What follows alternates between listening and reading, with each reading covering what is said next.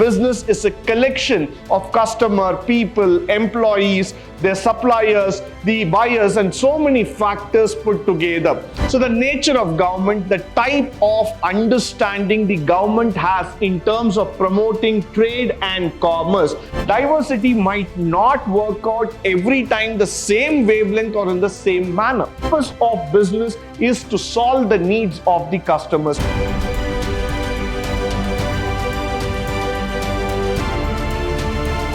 Good morning and welcome to the first session of Business Environment. This is the introduction session regarding what is business environment and why it is very, very important in the modern day world. So we will go quickly into the subject, trying to understand the importance and the nature of business environment. Now moving forward, the introduction to business environment starts like this.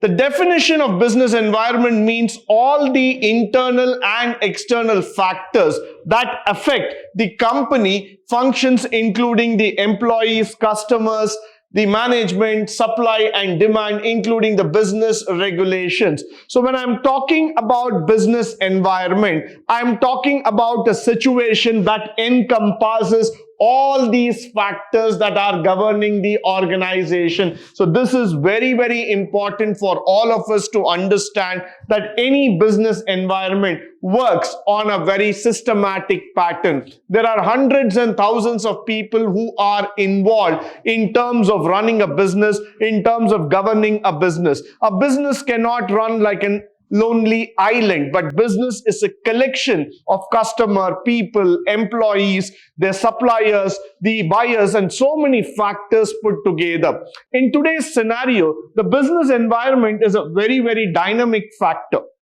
There are many external and internal factors that act upon the business environment, making it really volatile and challenging as far as it goes. So the business environment requires a long-term thinking and strategic planning that can make this environment even more meaningful. So many a times what we try to understand here is that the combination of employees, customers, or the other factors really make it to the level of the business environment. So this is a very, very complicated cycle, but yes, this is how business functions, and this is how the environment starts gaining momentum and it turns out to become a large industrial empire altogether. The business environment is definitely a very big combination of internal and external factors. So one has to carefully pay attention in terms of understanding the impact of external and the internal environment, because if he wants to sustain for a longer time period, the sustainability is here with all these factors that needs to be included. With this, let's move forward and try to understand what are the factors that actually affect the business environment. Now, the four factors that I always like to discuss upon business environment is political, economic, social, and technological environment. So there are four major elements that we are going to talk about. Let me give you a very, very simple keyword to remember it. It is called as PEST. We'll call it as PEST in short form. So political, economic, social, and technological factors. Now, political, economic, when I talk about a social or technological, these are all different kinds of environment, but they all exist in the same society. So that's where business environment becomes really exciting for all of us to know and to take it forward. Now, let me go one by one to understand what these factors really mean to us in the long run. So moving forward, let's start with the factors of the business, that is the political environment altogether. Now, when I talk about the political environment, it is about the environment where we are going to see the factors of governance government coming into nature. So the political environment is a very, very volatile and a viable situation, because if the government is not friendly, if the government is not promoting the trade, if the government is not promoting the cultural activities or the business activities altogether, then the business cannot run for a very long time.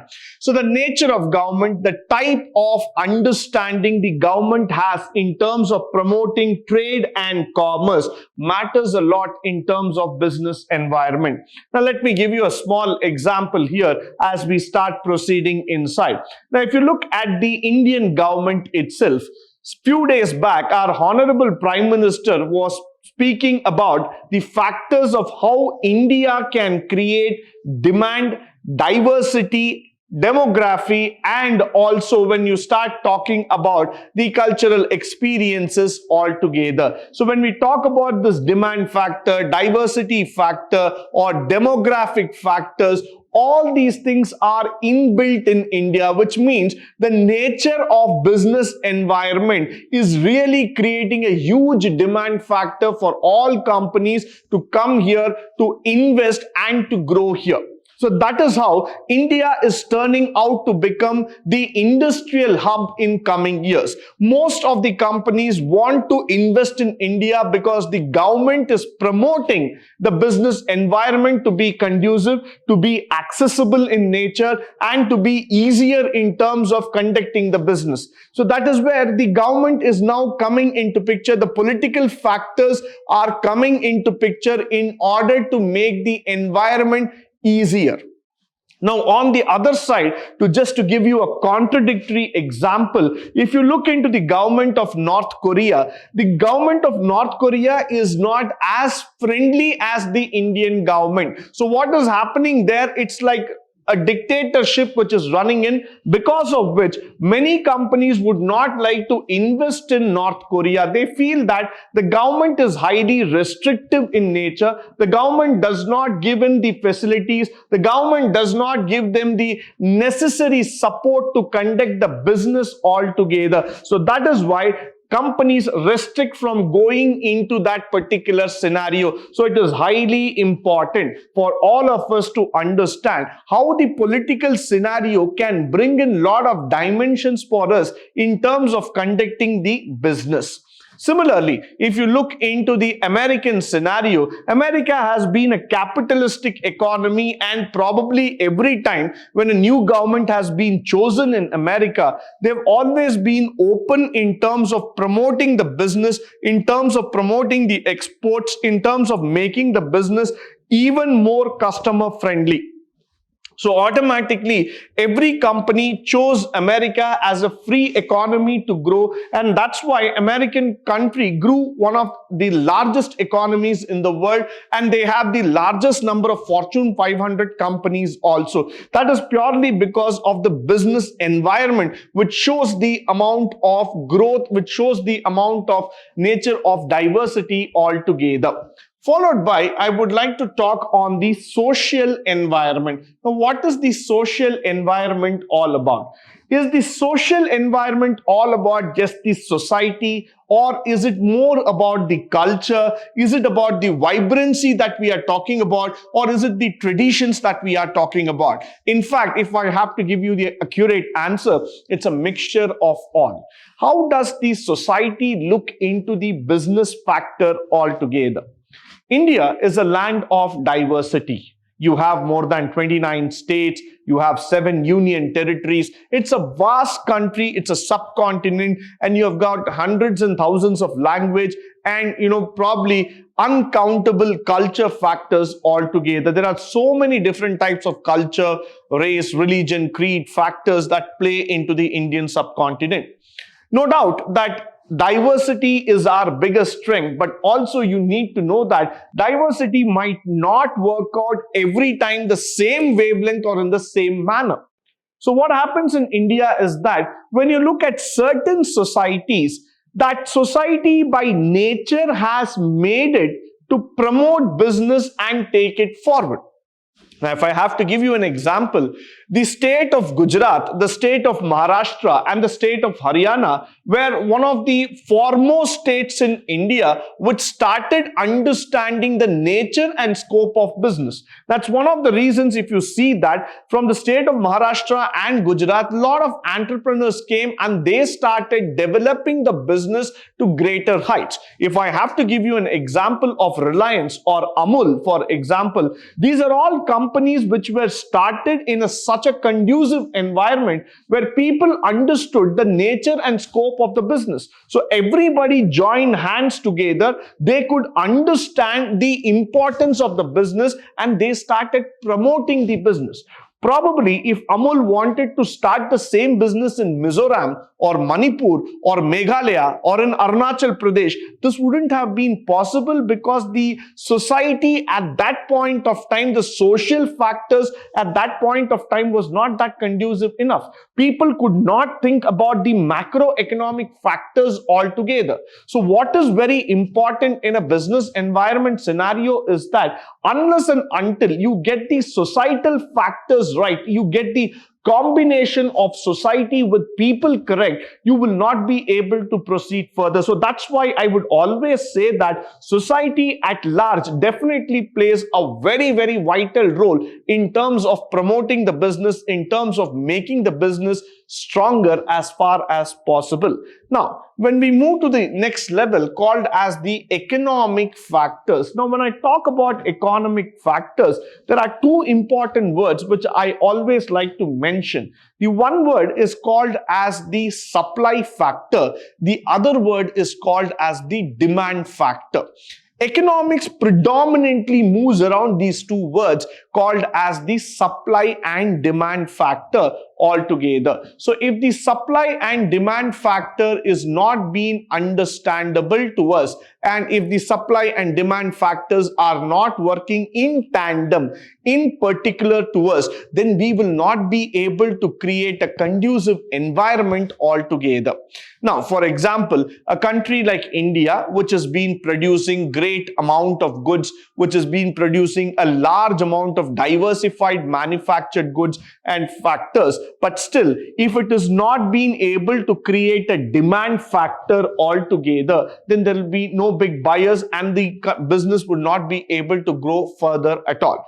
Similarly, India should be in a position to supply the necessary goods when it is demanded. India should have enough manufacturing cycle. It should have enough economic push, that is in terms of financial factors, in terms of the monetary policies, in terms of the fiscal policies, that would make the environment even more conducive enough to do the business. So when it comes to the economic factor, one should understand it very clearly that a country's economy purely depends upon development in terms of the overall economic infrastructure. What are the monetary policies? What are the governance policies? What are the ratios in terms of operating? How does the government push the economy in terms to enable the employment, the wage rate, the labor welfare? All these factors are a part of the economic system and scenario so that the business environment on the whole starts promoting and starts building up to the next level as far as possible. So when you just start reading through it, when you start going through this scenario, you will be able to understand and appreciate that a business environment is so complex, it is so much varied inside that we will not be able to give up the answers in one go. It requires a lot and lot of practice. It requires a lot and lot of understanding to the micro level as far as possible, and then only we will be able to understand the business environment. Going forward, the technological environment. Now, India is no new to technology. India is the hub for innovative technologies as far as we know. In fact, starting from the Google CEO to that of Microsoft CEO have all been Indians in the recent years, which means to say that India is, of course, the promoter, the founder of technology altogether. With Bangalore being the Silicon Valley, Gurgaon being the Millennium City, Hyderabad being the software city, we have got so much of titles in India that, we are becoming the most technologically advanced nation in terms of the software as well as the hardware as far as possible. The reason for this is that today when you look into a business environment, you cannot run business without updating your technology. You cannot be a business that can stand alone, still stick on to the same old practices and methods of writing in books, forwarding it and then receiving it. Today, the age of technology, the age of digitalization has gone in such a way that every single business needs to adapt to the new technology, to the new system that is coming up altogether. Now, having spoken that, how much the country has taken the effort to promote it to a new technology age altogether. In a stage where we are speaking about 5G after 4G altogether, how much has our country really harnessed on 5G? How much our country is being able to promote the optical fiber or the new 5G network altogether? How far India has made an achievement when it comes to supply chain management, or how far India has made its advancement when it comes to telecom, or when it comes to digital marketing, or when it comes to the innovative financial payment system. All these questions will be a matter of fact for most of the companies today. Why? Because without that, they will not be able to function. Now, when you talk about companies like Amazon or Flipkart, which have enabled the customers to go through the shopping experience sitting at home, that means it is the technology that has played a greater role than the business itself. That's where the environment gets even more attractive for everybody to start up a business like that or get into the world of apps and innovation altogether. Now, what is very, very important here to see is that if you are not a technologically friendly nation, or you are a society that believes that technology is the secondary factor, or it can be taken at a later stage altogether, then you are completely mistaken. You need to be a country, you need to be a factor which can understand growth at the first level altogether. Only when that the technology starts promoting and starts growing further, the country becomes stronger and we will be able to reach further heights altogether. Now, moving forward, we are talking about the micro environment of the organization. The micro environment is all about very, very important and an extremely complex factor. Why? Because it is the difference between the success and failure is within the micro environment. Micro environment is that small environment which is between you, employees, and the direct persons who are involved with the business. So when I look into the diagram itself, I'll be probably able to tell you it is concerned more about your competitors, your suppliers, your employees, media, and all these factors. Why? Because micro environment is what we are going to focus now. This is going to be the very big challenging factor where you are going to see that how each and every factor, how each and every part of this environment is going to come in contact with the business in order to deliver value. Now, moving forward, let us start with customers.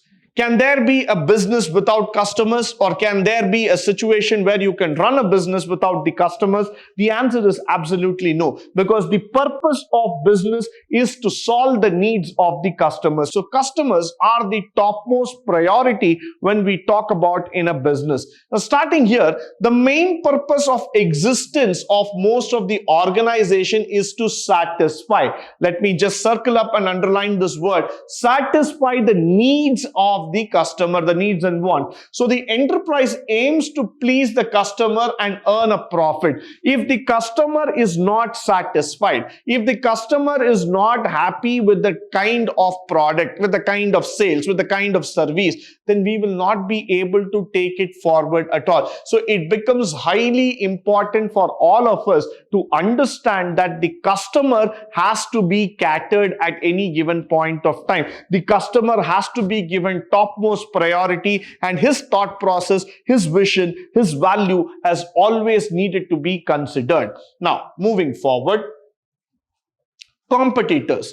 There are no pure competitors or monopolies in any kind of business. So these days you cannot talk about any business where there are monopolies in the world. Every organization in this world, as you start looking here, has got competitors, whether they are big or small, and the competition keeps on changing according to the nature of the business, according to the need of the business. So somewhere you see that the companies keep a constant check on their competitors. Now, when you look at Hindustan Lever Limited, there's automatically a Procter and Gamble which is immediately available. Now, when you look there, they also have a Godrej which is also in FMCG. They also have a ITC which is also coming up with their own product. So every single point of time, every organization will be keeping a check on its competitors. Without the competitors, the survival is not that easy. Why? Because everybody wants to hit upon the market share. Everybody wants to have their market share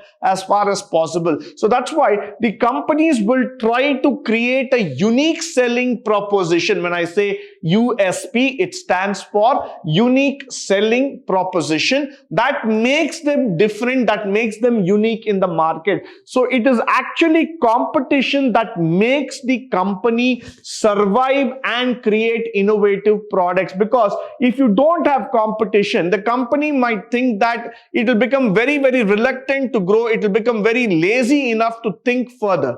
Because competition starts existing in the organization, because competition starts coming into this world altogether, people will think that there is a need to innovate. There is a need to constantly improve and keep moving forward. That is why competition becomes a very, very important part of the micro environment. Without competition, you will not be able to make your company grow. So this is where you need to see that whatever product that is being offered, whatever kind of goods that is being offered, you need to make it competitor. You need to make it affordable in nature so that you stay ahead of competition. Now, moving forward, employees.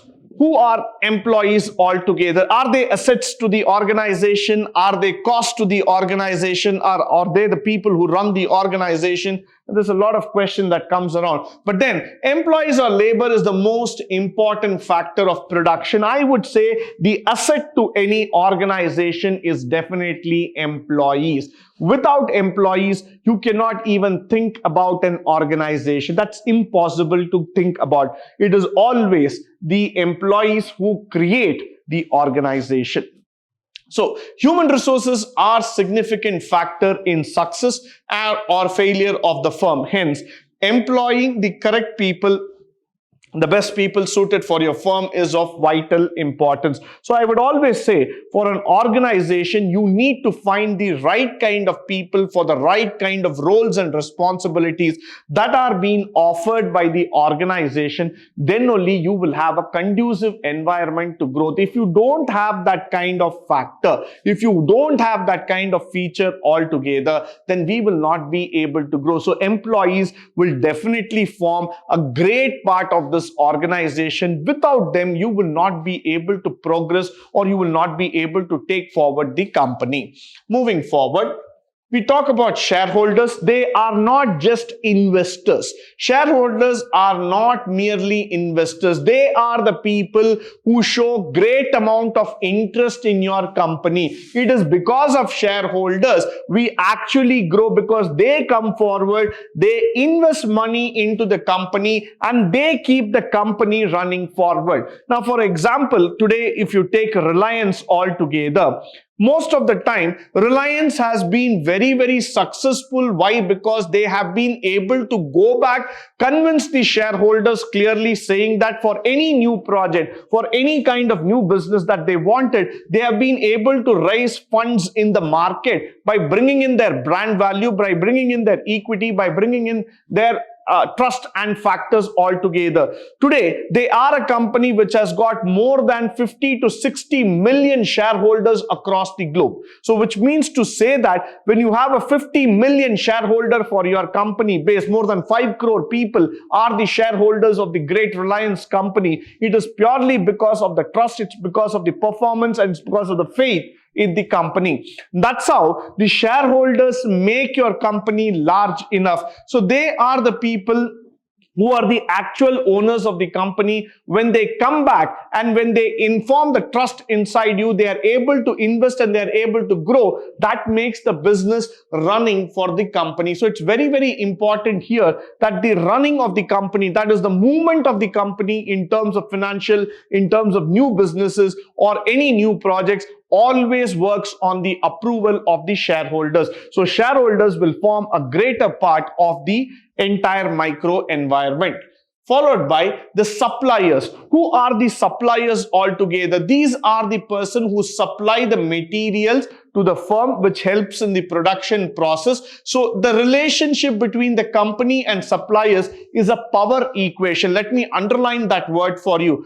Power equation. When I say that word, that it's a power equation, that means both of them are dependent on each other for survival. It is not the matter of twisting the arm tactics here, but it is more about the factor that each one of them will have an equal weightage on the other. If they don't supply the material, they will not be able to produce the good. Now, for example, in Toyota car company, now if Toyota wants to manufacture a Fortuner car altogether, they need to get the materials on time. Then only they will be able to produce an SUV like Fortuner. But if they are not able to get the materials on time, then they will not be able to produce the SUV or car. So suppliers and the company stand on the same balance. If they move away from each other, automatically the production cycle will come down and that will lead to an imbalance. So each one of them are dependent for their survival. So that is the importance of the suppliers. Moving forward, with this, we come to the conclusion of this first session. I hope and believe that all the information that has been provided to you are interesting and educative enough. Now, in the next session, we will be talking more about the characteristics of the business environment. Until then, stay tuned, stay blessed, and stay enlightened forever. Thank you once again for joining me today.